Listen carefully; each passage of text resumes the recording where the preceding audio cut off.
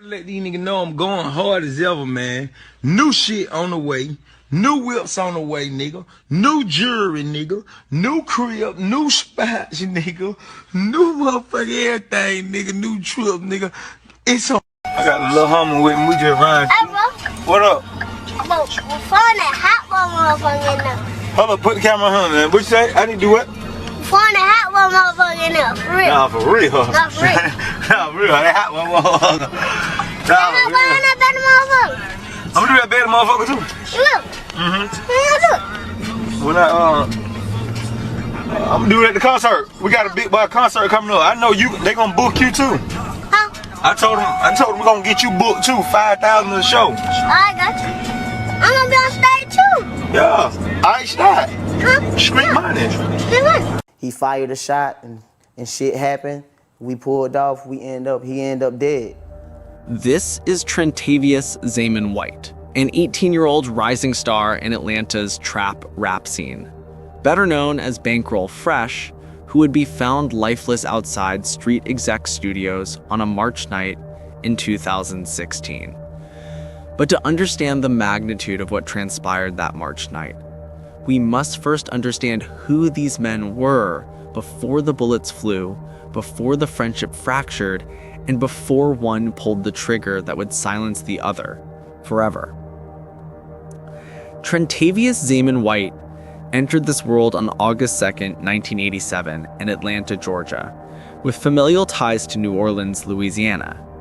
Growing up in Zone 3, one of Atlanta's most influential neighborhoods in Southern hip-hop culture, Fresh was immersed from childhood in the environment that would fuel his artistic expression.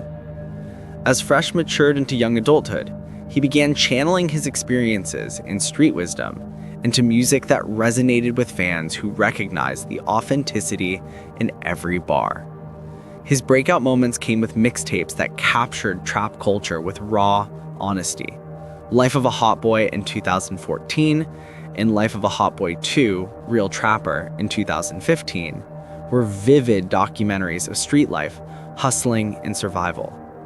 Tracks like Hot Boy became anthems in Atlanta's underground scene. Real hard, real hard. Don't even like the fat, no, I'm playing with the set. Had the motherfucker all said white, then they had to paint motherfucker black. How you love that? Earning him respect beyond his Zone 3 origins. Fresh's affiliation with Street Execs, the label founded by Bankroll Mafia, connected him to artists like 2 Chainz and Future, catapulting him toward mainstream success. His music reflected real street life, real hustling, real resilience. Right. I'm fucking with niggas who trying to go up. Right. You feel me? If you ain't doing what I'm doing, I can't fuck with you. What are we talking about? Ain't putting 100% in shit you can't fuck with. You feel what I'm saying? What the fuck? You got niggas goddamn got time invested in this shit, And get what money they be invested telling in this you. shit, all that shit. All that but shit. they want you to goddamn. By 2016, Bankroll Fresh stood on the precipice of major breakthrough, with mixtapes, collaborations, and growing fan base pushing him toward that elusive mainstream crossover. Bankroll trying right now, nigga, all hunters. Nigga, what one you want? The red or the blue? I got the motherfucking blood on the motherfucking right and the 50. I got the motherfucking crook on the motherfucking left. No, street money shit, you feel me? Book your shows today. But while Fresh's star was ascending rapidly in the Atlanta music scene, there was another young man whose path had been intertwined with his since childhood. Someone who had witnessed Fresh's rise from the very beginning. Someone who had shared those formative years in Atlanta's toughest neighborhoods. Someone whose name would forever be linked to Fresh's legacy in the most tragic way imaginable. That man was Mendez Owens, better known in Atlanta streets and studios by his rap name, No Plug. Okay, well, we met like when we was probably like 10 or 12, some shit like that, you know what I'm saying? Like, we was tight. We always been tight, you know what I'm saying? Like, he was my boy. That was my boy, you know what I'm saying? The friendship between Fresh and No Plug was forged in childhood, beginning when both boys were approximately 10 to 12 years old. What's going on up in the hood? Shit, you know what I'm saying? Shit like what's going on in every hood, bro. Shit. Hood to hood, this shit. Cell phone bunking out there. Cell phone ringing. I got goddamn 3-4 goddamn fools down phone. Them bitches twerking. It ain't no game. How you live out here. We got the bed, we gon' keep that shit, yeah, baby. We got everything you want. We gonna make it goddamn what you want. You know how to get it off. You gotta keep it 100 with niggas you fuck with, bro. Shit. That's all that shit back. Navigating neighborhoods like Allen Temple in Atlanta and the 9th Ward in New Orleans. For nearly 2 decades, Fresh and No Plug moved through the same circles, shared the same struggles, understood the same street code. No Plug recalled their friendship had always been solid, at least until external pressures began eroding what seemed unshakable. Like, our friendship always been good, you know what I'm saying? Until like a certain level of his career came about, you know what I'm saying? But as Bankroll Fresh's career trajectory shot upward like a rocket breaking through Atlanta's skyline, the dynamics of their relationship began shifting in subtle but significant ways. No Plug remained more deeply entrenched in street activities, while Fresh increasingly focused on his music career, creating a divergence in their daily lives and priorities. And beneath these shifting dynamics, something far more personal and potentially explosive was festering. Both men had been romantically involved with the same woman at different points in time. Females he was talking to who I hadn't already ran through, like, it was jealousy, all kind of stuff, bro. But anyone who understands human nature, masculine pride, and the volatile chemistry of romantic competition knows that such situations rarely resolve themselves cleanly or completely. The embers of resentment can smolder for months or years, seemingly dormant only to ignite explosively when combined with other sources of friction. And in the case of Fresh and No Plug, there were multiple sources of friction building simultaneously, creating a perfect storm of wounded pride, territorial disputes, career jealousy, and romantic entanglement that would ultimately prove catastrophic.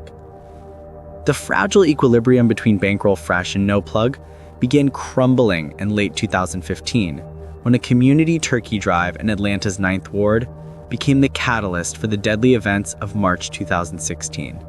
Fresh, he was already in the temp that and already passed out everything, you know what I'm saying? So Skate, he's passing out everything, then I guess Fresh called him and tell him he finna pull in the 9, you know what I'm saying? So he just pulled in the 9, you know what I'm saying? So we was like, we ain't really fucking with you like that, you feel me? So he just got escorted out. Bankroll Fresh had already completed his turkey drive activities in other Atlanta neighborhoods, distributing goods in areas like the 10th Ward and Allen Temple. His intention in coming to the 9th Ward appeared straightforward: extend the same outreach to another neighborhood. I be coming to bring this shit together, man. I try to get these niggas, everybody, cause we supposed to be at one, my nigga. This street money shit is for real, bro.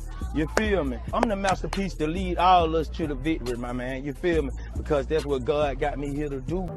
But 9th Ward residents, particularly those associated with No Plug, had a different perspective.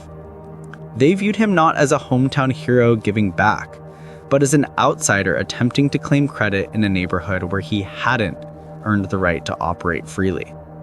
The fact that No Plug had previously allowed Fresh to film his Hot Boy video in the 9th Ward when the relationship was stronger made Fresh's subsequent exclusion even more pointed. We let him shoot the Hot Boy video in the 9, you know what I'm saying? Like, that's when shit was peaches and cream, you know what I'm saying? He coming every day to the 9. No Plug and his associates made the decision to escort Fresh out of the 9th Ward during the turkey drive, making clear he was not welcome. Crucially, No Plug emphasized that Fresh wasn't robbed or physically harmed, precisely because of their long-time friendship. But from Fresh's perspective, being escorted out of any neighborhood, especially one where he had been welcomed, where he had filmed one of his signature videos, represented an intolerable disrespect, a public humiliation, a territorial rejection that cut deeply into his pride. He didn't get robbed, he didn't, like, I wasn't gonna let none of that type shit happen, you know what I'm saying? Cause he's still my boy, he was still my boy, you feel me? But we just, like, we just went seeing eye to eye. This 9th Ward exclusion became a festering wound for Bankroll Fresh, something he referenced repeatedly, something he clearly perceived as No Plug's ultimate betrayal. Real talk, bro. I just be out there staying focused on what's really important, my nigga, and that's moving to the next level and just working. It be so much shit going on with this shit, like a motherfucker on the outside won't understand because they don't have to live in the shoes, so they only see the other side of the camera. You see what I'm saying? But I'm just as human as every other motherfucker. Shit, I ain't playing about my money, I ain't playing about shit like, cause I don't fuck with nobody, so if a motherfucker fuck with me, you know, nigga like me gonna go all off. But real niggas ain't gonna be having to even have them type of problem, cause nigga be just so straight, like, we ain't dealing with no lame ass shit like that, man. Off the wall, that shit ain't me. Nigga just gonna be a hater. And if you a hater, you know we gonna blitz your ass. That mandatory with me, bro. I just stay in my field, man. Trying to get me some money, man. In Fresh's mind, No Plug had orchestrated his humiliation in front of community members, destroying whatever remained of their bond. In No Plug's mind, this was simply territorial boundaries and local pride. Nothing personal. Nothing that should destroy a decades-long friendship. But perception matters more than intention. And Fresh's perception was that No Plug had chosen neighborhood politics over their friendship in a way that could never be forgiven. Like, if I see him, you know what I'm saying, we'll speak, but I was never, like, with him, like, when he first started rapping, like, got out there, I was never around, you know what I'm saying? I was always on the block.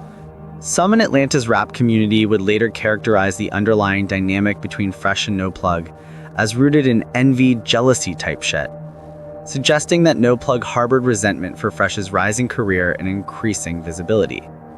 No Plug himself disputed this characterization, emphasizing that he was financially secure for years, owned multiple condos, had established himself independently of Fresh's success.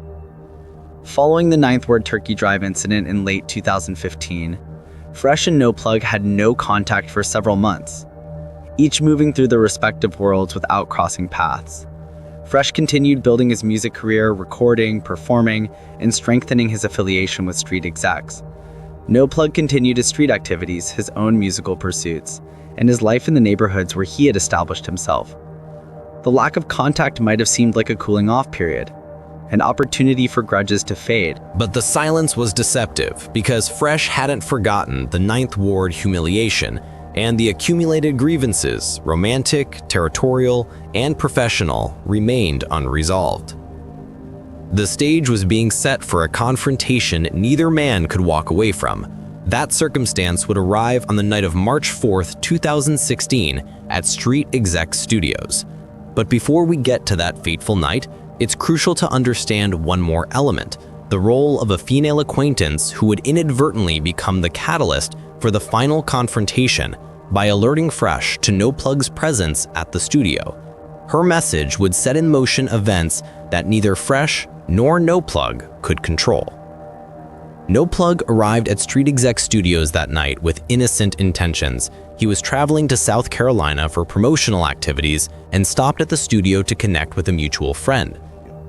I was on the way to South Carolina to pass out CDs and shit with Lil Cuz. He had a show in South Carolina, so I was gonna go tag along with him just to pass my shit out, you know what I'm saying?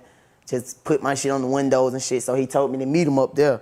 So I met him up there. No Plug entered the studio building and began casually socializing, FaceTiming with someone completely unaware his presence was being monitored. But within 5 to 10 minutes, the situation changed dramatically.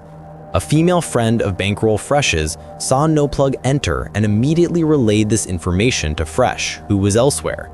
Whether this woman understood the tensions between the two men, whether she anticipated Fresh's reaction, these questions remain unanswered, but the effect was immediate. And they said his female friend came straight, told him I was down there. She seen me come in, you know what I'm saying? So they said she told him, relayed the message. He came straight down, approached me with the situation. Bankroll Fresh arrived at Street Exec Studios within 5 to 10 minutes, moving with the urgency of someone who had been waiting months for this opportunity to address his grievances face to face.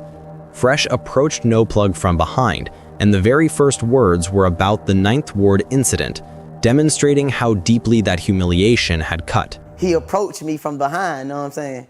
First thing he said was like, damn, bro, why you let them put me out the 9? You know what I'm saying? No Plug's response was dismissive, telling Fresh the Ninth Ward situation was old news, irrelevant, something that should be forgotten. But Fresh wouldn't let it go. kept pressing with increasingly aggressive language and posture. The verbal confrontation escalated into a physical altercation, with accounts varying on who initiated physical contact. Regardless, both men ended up grappling and tumbling down a staircase. He tried to mush me. When he tried to mush me, I just grabbed him, you know what I'm saying? Like grabbed him and we tussled, we fell down the steps.